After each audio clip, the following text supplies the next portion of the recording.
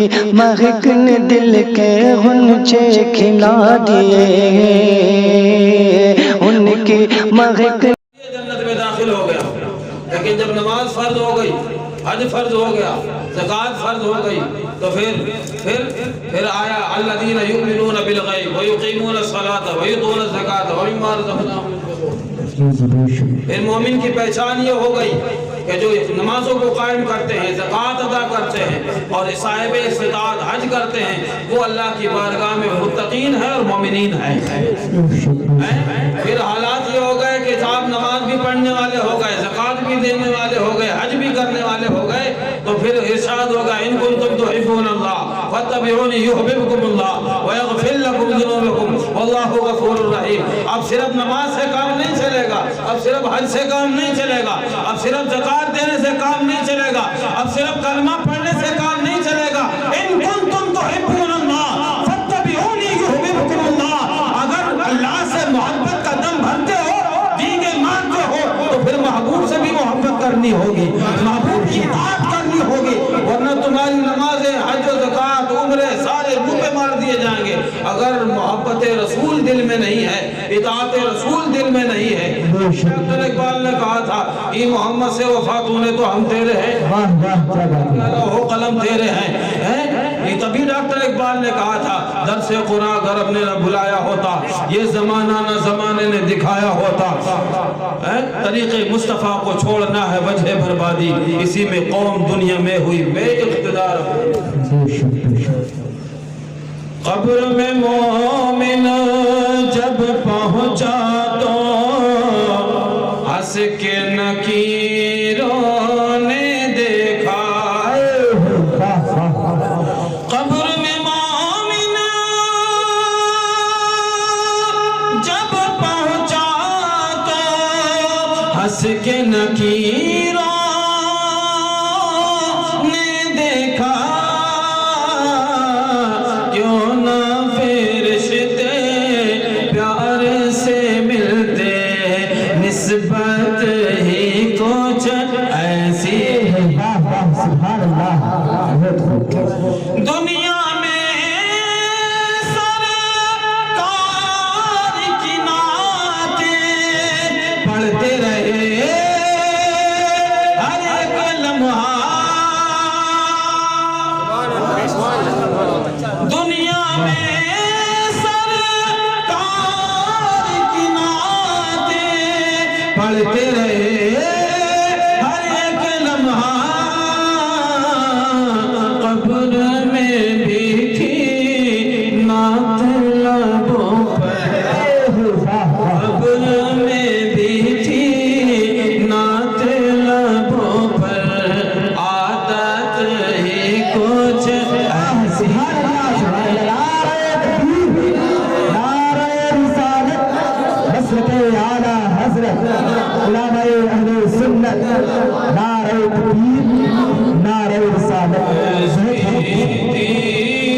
قبر میں بھی تھی نعت لبوں پر، عادت ہی کچھ ایسی تھی۔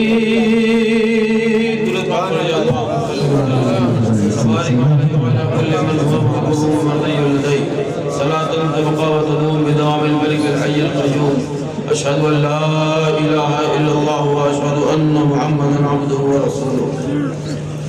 اللہ تبارک و تعالیٰ نے ارشاد فرمایا یا معشر الجن والانس ان استطعتم ان تنفذوا من اقطار السماوات والارض فانفذوا لا تنفذون الا بسلطان فبأي آلاء ربكما تكذبان۔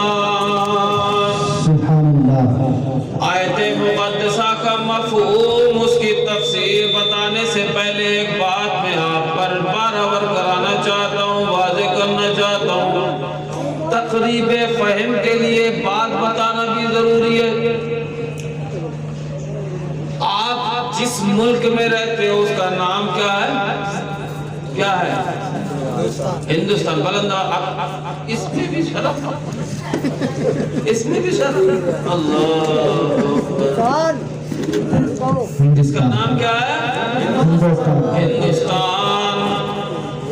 اور پرانا نام بھارت، نیا نام ہندوستان. انگریزی میں انڈیا. انڈیا. اب انڈیا کا کانسٹیٹیوشن کیا ہے، لاء کیا ہے، قانون کیا ہے کہ اگر کسی نے کسی کا مرڈر کر دیا، قتل کر دیا، تو دفعہ 302 کے تحت اسے پھانسی کی سزا ہے. نہیں ہے؟ ارے ہے نہیں ہے؟ اگرچہ دفعہ تمہیں معلوم نہیں، میں بتا رہا ہوں، مان جاؤ. اب یہ مت سمجھو کہ مولانا اسے دفعہ کیسے پتا ہو، بڑی مشہور دفعہ ہے یار. اب تو ٹیکنالوجی کا دور ہے، ہر ایک کے ہاتھ میں موبائل ہے، 2-4 دفعہ تو مجھے بھی پتا. تو دفعہ 302 کے تحت اسے پھانسی کے سزا ہے. اچھا، اب کوئی مرڈر کر کے کہہ دے کہ جج صاحب مجھے پتا نہیں تھا کہ مرڈر کرنے پر پھانسی ہوتی ہے، نہیں تو قسم خدا کی میں کرتا ہی نہ، میں مارتا نہیں، ہاتھ پیر تو ضرور توڑ دیتا لیکن جان سے نہیں. تو اب یہ بتاؤ کہ جج صاحب اس کی یہ بے وقوفانہ گفتگو کو سن لیں گے اور مان جائیں گے؟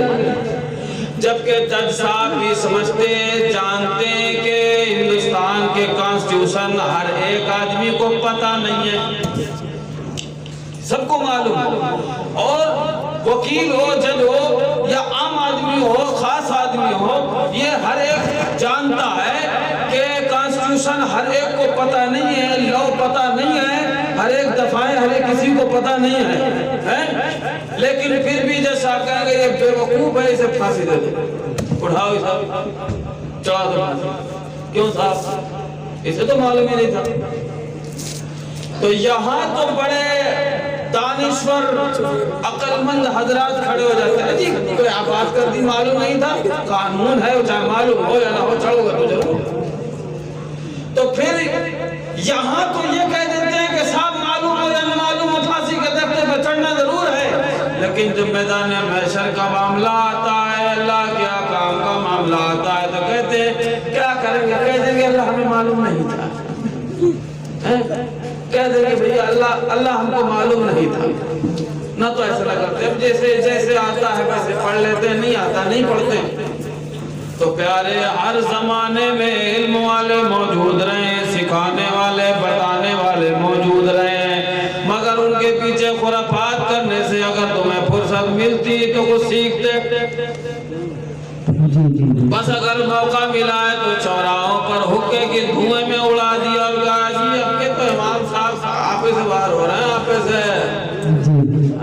امام صاحب تو آپ سے باہر ہو رہے ہیں، ان کو خاموشی سے نماز پڑھانا چاہیے اور کھانا کھا کے آرام سے حجرے میں لیٹ مارنا چاہیے.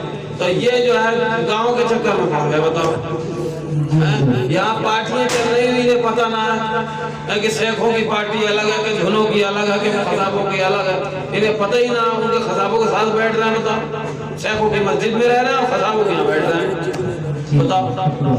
تو یہ خرافاتیں چلتی ہیں. یہ توفیق نہیں ہوئی کہ امام کی بارگاہ میں حاضری دیتے، کہتے امام صاحب مجھے نماز یاد نہیں، نماز سکھا دو. مجھے قرآن نہیں آتا، مجھے قرآن سکھا دو. کم از کم اتنا سکھا دو کہ میں 5 وقتہ نماز میں جو سورتیں پڑھتا ہوں تو ہر رکعت میں نئی سورت پڑھ سکوں. آج بھی کچھ اتنے لوگ ایسے ہیں بیچارے کہ قل واللہ سے 17 کے 17 پڑھتے ہیں. قل واللہ سے ساری سرکاریں ساری چل رہا معاملہ. پتہ لگے گا مرنے کے بعد آگے کتنی پڑھی ہیں کتنی بچائی ہیں. ضروری ہے طلب العلم فریضۃ علی کل مسلم.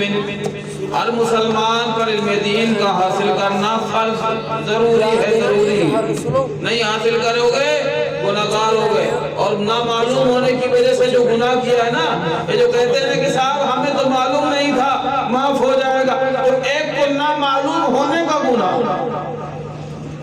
ایک تو علم نہ حاصل کرنے کا گناہ. بھئی فرض جو چھوٹے گا، جو فرض آپ نے چھوڑا ہے اس کا تو گناہ ہو اور اس کی سزا بھی. تو ایک فرض وہ علم سیکھنا تھا، اسے چھوڑا، اور دوسرا فرض وہ کہ حرام سے بچنا تھا، اسے چھوڑا. تو حرام بھی کیا اور ادھر فرض بھی چھوڑا. دو گنا. اور علم والے کے لیے ہے کہ اس نے علم تو سیکھ لیا, عمل نہیں کیا تو اس کے عمل نہ کرنے کا گناہ, لیکن ایک فرض تو اس نے ادا کر لیا علم سیکھنے کا, اس کو ادا کر لیا وہ اس سے بچ جائے گا, لیکن گناہ کرنے کا اس کو بھی سزا ہے, چاہے وہ عالم ہو چاہے وہ امام ہو کوئی بھی ہو, حکم سب کے لیے یکساں ہے. جی جی اچھا یہ بات سمجھ گئے. تو ایک بات اور, بات یہ ہے جس حکومت میں رہتے ہو اس حکومت کے لا پر, اس حکومت کے قانون کو فالو کرنا پڑے گا. کرنا پڑے گا نہیں کرنا. جس سلطنت میں رہتے ہو, جس حکومت میں رہتے ہو, جس ملک میں رہتے ہو, اس کے قانون کے مطابق آپ کو زندگی گزارنی پڑے گی. اب